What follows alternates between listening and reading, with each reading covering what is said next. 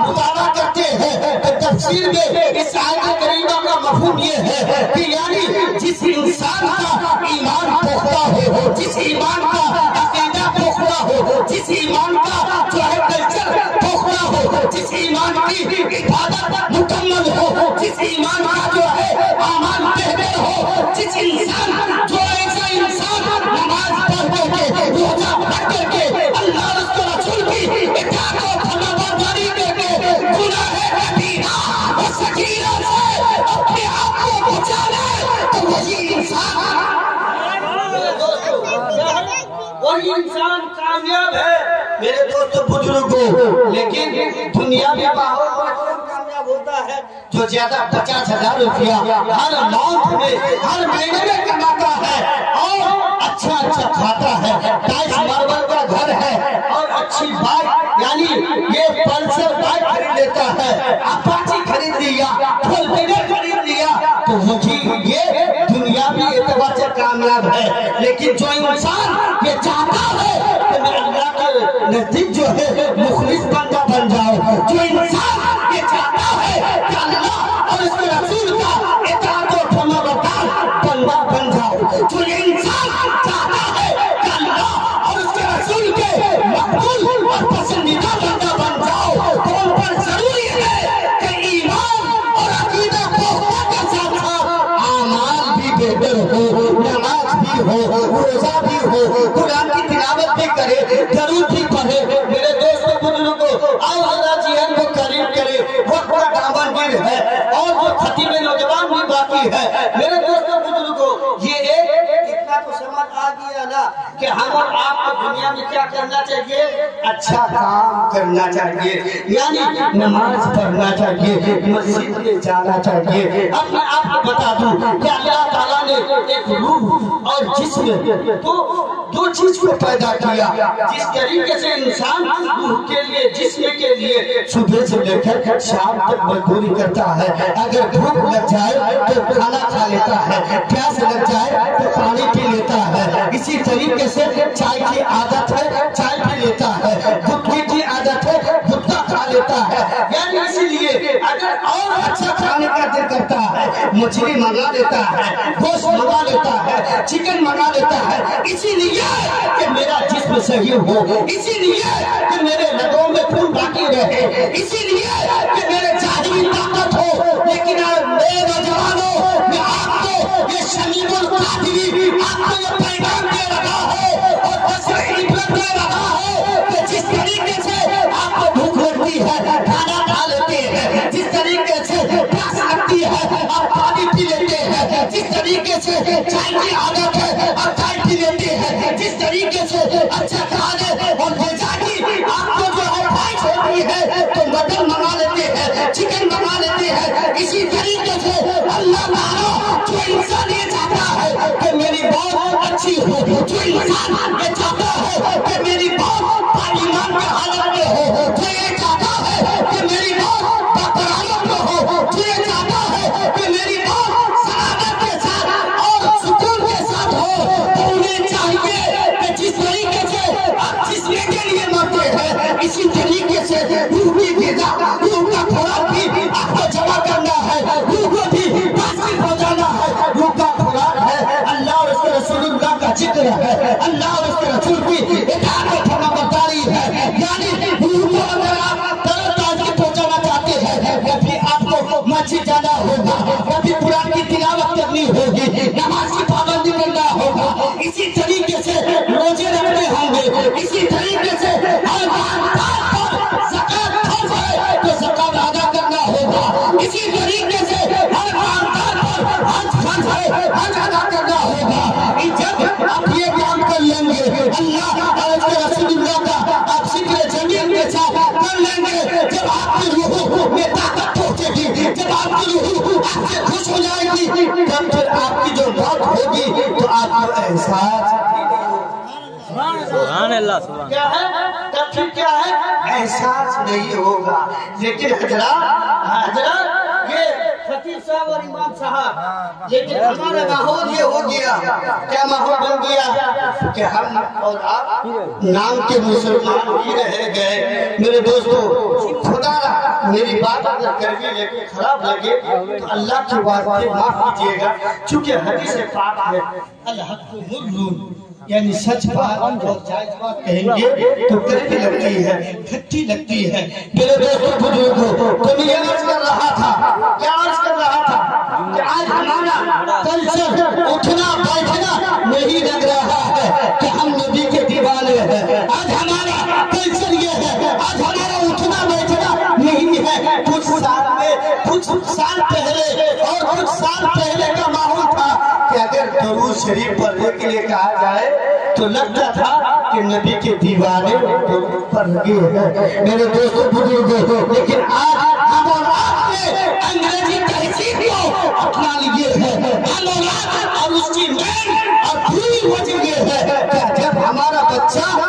ہمارے بچے کی عمر 5 سال 4 سال ہو جاتی ہے تو ہم اور آپ انگلش میڈیم میں ایڈمیشن کرا دیتے ہیں، اور اسکول جب چلا جاتا ہے نہ ہی ان کو طہارت کے بارے میں پاکی معلوم ہے، کیسے پاک ہونا ہے، کیسے صاف ستھرا رہنا ہے، کس طریقے سے ہم اور آپ کو گزر کرنا چاہیے، ان کو پتہ ہی نہیں رہتا ہے۔ ہم کو یہ ہے کہ بہت سارے قاری صاحب اور امام صاحب، بہت سارے ایسے بھی لوگ ملیں گے کہ بہت سارے نماز پڑھ لگے ہیں، ان کو اگر پوچھا جائے کہ وضو میں کتنی باتیں فرض ہیں نہیں بتا پائے گا، اگر ان سے پوچھا جائے کہ نماز میں کتنی باتیں فرض ہیں وہ نہیں بتا پائے گا۔ میرے دوستوں بزرگوں، بہت سارے ایسے بھی لوگ ملیں گے کہ آپ کو مسجد میں جائیں گے تو کون سا پہلا قدم رکھنا ہے اور نکلتے وقت کون سا رکھنا ہے یہ نہیں پتا ہے۔ اسی طریقے سے میں آپ کو یہ ایک میسج دے رہا ہوں، وقت دامادیر ہے، یہ عیسائی ثواب کی محفل ہے، اور میں چاہتا ہوں کہ جو مرحومین ہیں ان پر بھی کچھ روشنی ڈالا جائے۔ جو ہم اور آپ سنتے آئے ہیں، کیا سنے کہ جن کے ماں باپ زندہ ہیں ان کی خدمت کرنا ہر اولاد کا فرض ہے، اور کرے ماں کے قدموں کے نیچے جنت ہے، باپ جنت کے دروازوں میں سے ایک دروازہ، یعنی چابی اور گھر، سمجھ یہ دونوں، یہ آپ اس بات کو ذہن میں رکھیں تبھی آگے کی بات آپ کو سمجھ میں آئے گی۔ اور اسی طریقے سے حدیث پاک کا مفہوم ہے کہ جو اولاد اپنی ماں باپ کو محبت کی نظر سے دیکھتا ہے، شفقت کی نظر سے دیکھتا ہے، تو اسے ایک حج مقبول کا ثواب لکھا جاتا ہے۔ اور صحابہ کرام نے عرض کیا ہے اے اللہ کے رسول صلی اللہ علیہ وسلم، اگر کوئی اولاد نیک ہے اور پروردگار ہے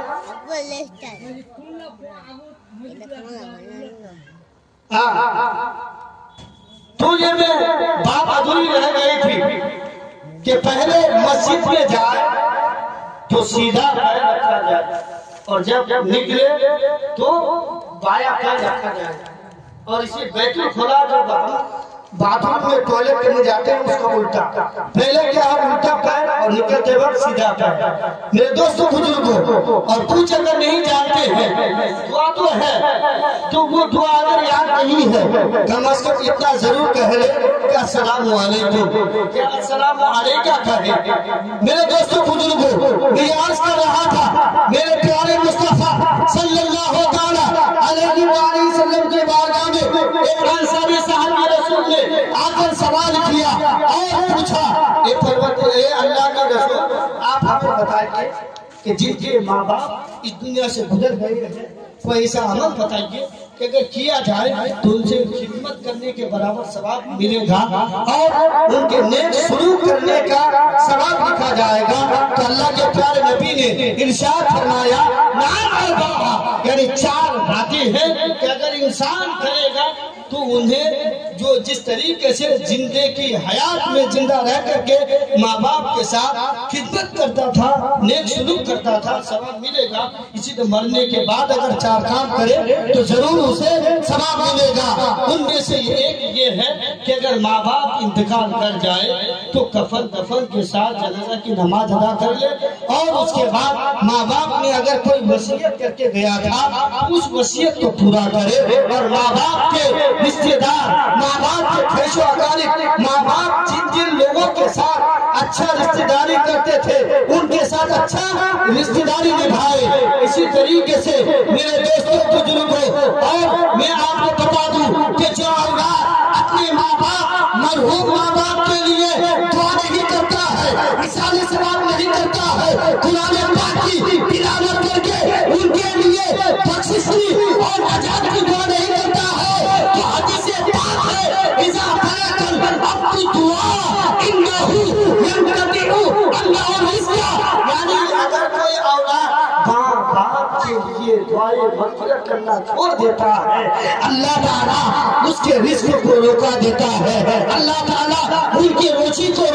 جو ہے روک دیتا ہے۔ میرے دوستوں بزرگوں، اگر کوئی ایسا اولاد ہے، اگر کوئی ایسی اولاد ہے کہ جو اپنی ماں باپ کی جو ہے مرنے کے بعد یاد نہیں کرتا ہے، تو سمجھ لیجیے اگر آپ کے گھر میں برکت نہیں ہے، آپ کے گھر میں روزی کماتے ہیں، پیسے میں برکت نہیں ہے، تو سمجھ لیجیے کہ آپ کے ماں باپ آپ کو قبر میں یاد کر لگے ہیں۔ ماں باپ کے لیے کم از کم اتنا ضرور جو ہے دعائیں مغفرت ضرور کرے۔ اسی طریقے سے میں آپ کو بتا دوں کہ جب بھی مثال ثواب کی محفل رکھی جائے کم از کم ایک ضرور کرائے، کیونکہ حدیث میں آیا ہے کہ جب ایک ختم قرآن شریف کرنے کے بعد 30 پارے پڑھنے کے بعد دعا کی جاتی ہے تو 40,000 اللہ کے مقدس فرشتے آمین کہتے ہیں، اور اس کی برکت سے صبح سے لے کر شام تک آمین کہتے ہیں، اور مرحومین کے لیے جو ہے دعائیں مغفرت اور خیر کی دعا کرتے رہتے ہیں۔ یعنی اشارے ثواب کے لیے یہ ایک طریقہ ہے۔ آپ پر ضروری نہیں ہے کہ 20,000 روپے کا جانور خرید کر کے آپ اپنے ماں باپ کے لیے اشارے ثواب کریں، ایسا ضروری نہیں ہے۔ کسی کتاب میں نہیں لکھا ہوا ہے، لیکن اتنا ضرور لکھا ہوا ہے کہ قرآن کی تلاوت کی جائے، توبہ استغفار کی بخشا جائے، اتنا ضرور ہے کہ کم از کم اللہ کے مقدس کلام سے جو ہے کہا جاتا ہے تو ایسے وقت میں دعا قبول کی جاتی ہے۔ تو اب اگر آئندہ کوئی بھی انسان ایسا اگر اشارے ثواب کی محفل رکھتا ہے تو ضرور اس پر عمل کرے، کیونکہ ہمارا آپ کا مقصد کیا رہتا ہے کہ مرحوم کو زیادہ سے زیادہ ثواب پہنچے، زیادہ سے زیادہ ان کے لیے جو ہے قبرستان کی زندگی کیا ہو، اچھا ہو۔ تو یہی ہم اور آپ کو گوشت بھات کھلائیں گے ٹھیک ہے، لیکن حضرات یہ گوشت بھات کا ثواب آپ کو وہاں نہیں ملے گا۔ اگر ملے گا تو سبحان اللہ کہیں گے اس کا ثواب ملے گا، اگر ملے گا تو قرآن پاک کی ایک آیت اگر پڑھی جائے گی تو اس کا ثواب ملے گا،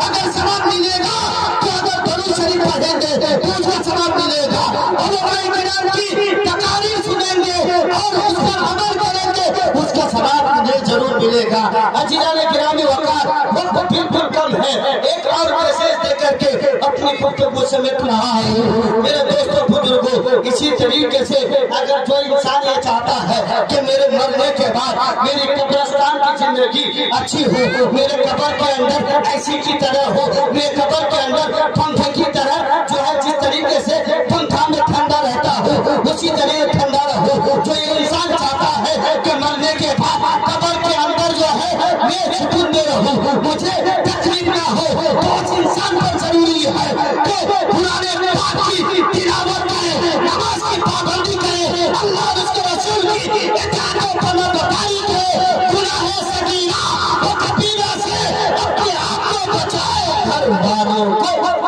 میرے دوستوں بزرگوں، وقت بالکل کم ہے، میرے اپنے بارگاہ میں دعا کرتا ہوں کہ کہنے سے زیادہ جو ہے ان پر عمل کرنے کی توفیق عطا فرمائے، اور اگر بات کہیں موقع ملے انشاءاللہ گفتگو کی جائے گی۔ میرے اپنے بارگاہ میں دعا کرتا ہوں کہ آج کی اس محفل کو قبول عطا فرمائے، اور علی جناب مرحوم پیار محمد کی بخشش و نجات عطا فرمائے، اور ان کے گھر والوں کو جو ہے صبر جمیل عطا فرمائے، اور رب ایمان کی تازگی کے لیے استغفار کرے، استغفر اللہ ربی من کل ذنب واتوب علیہ، لا الہ الا اللہ محمد رسول اللہ صلی اللہ تعالی علیہ وسلم۔